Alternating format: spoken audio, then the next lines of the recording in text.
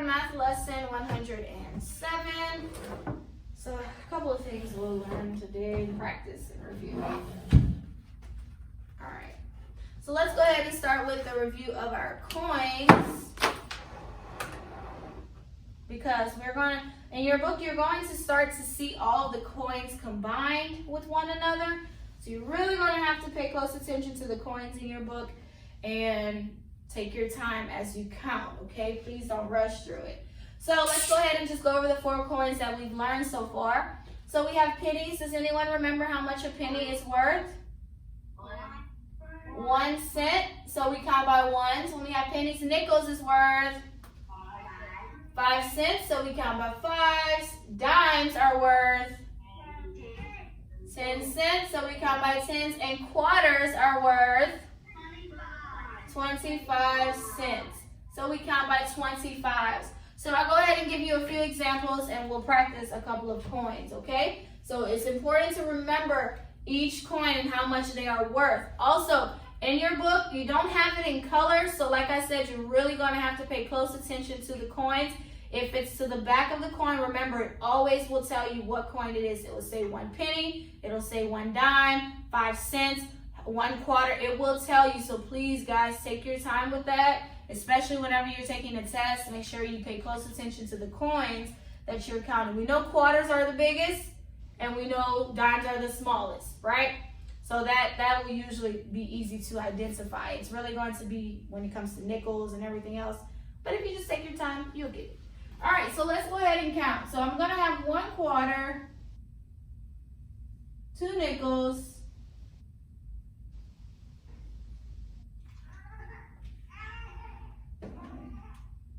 2 nickels,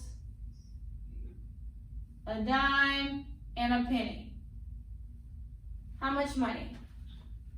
So a quarter, 2 nickels, a dime, a penny.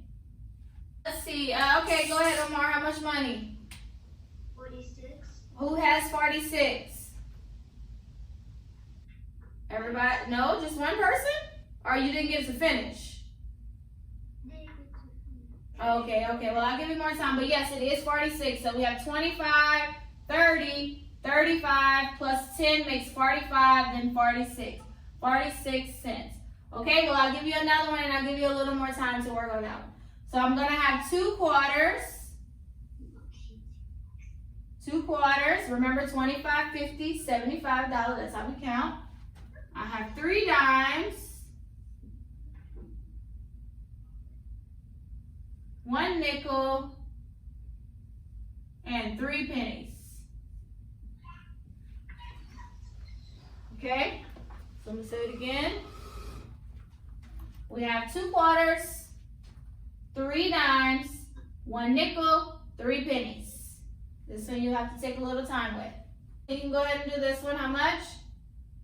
88. Who has 88? Well, it is 88. We have 25, 50, 60, 70, 80, 85, 86, 87, 88. 88 cents. If you didn't get 88, you might have counted something wrong somewhere. You doing it in your mind? Yeah, that's good. That's mental math. That's good. Okay, let's do another one.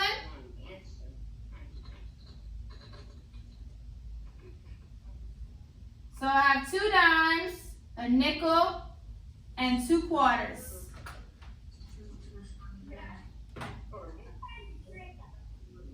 No, it's just in a different form.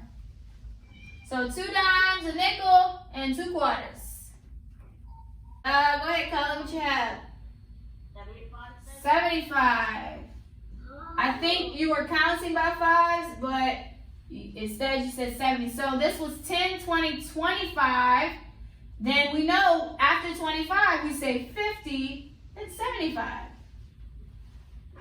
So yeah, this one was a little harder because the order was different. I put the larger coin in the front, in the back instead of the front this time. But you know, if you knew the 25's pattern, you know, it should have been a little easier. But that's okay. All right, so let's go ahead and move on to this subtraction fact that I have right here. So 95 minus 37. Could you set it up and give me the answer?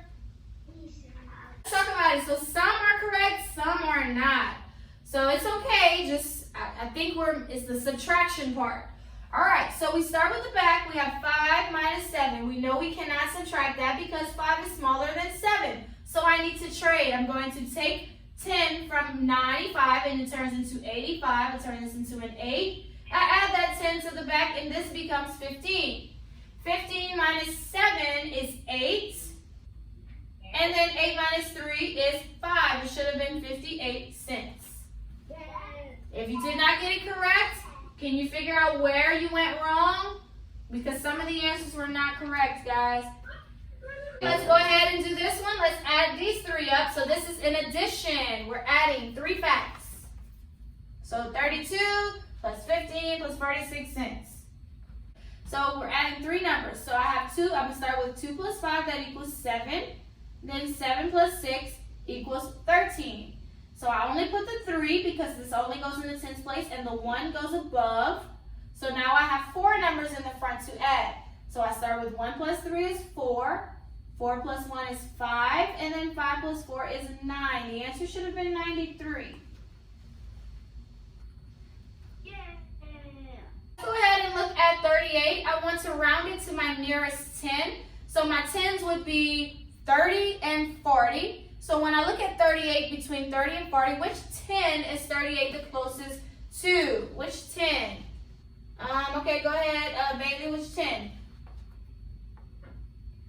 It is closer to 40. What about 61? When I round 61, my 10 is 60 and 70. When I round it to my nearest 10, which 10 is it closer to? BJ, is your hand up or, okay? Oh, no? Okay, 61. Which 10 is it closer to? Austin? 60. It is closer to 60. Who was going to say that?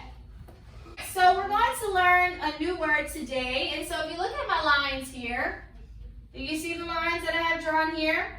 These are what we call parallel lines, okay? Parallel lines. So parallel lines are usually 2 lines that are the same length and they are right next to one another. They will never cross and they will never touch. They are just 2 lines, but they can go in any direction. That's why I have them in different directions here. Okay? So these are parallel lines. That's really it. I just want to introduce it to you. Parallel lines. So you may run across this in your book, a parallel line. And if they ask you to identify it, this is what they look like. It's always 2 lines that are right next to one another. They never touch, they never cross, they are always the same length. Parallel lines. Cool?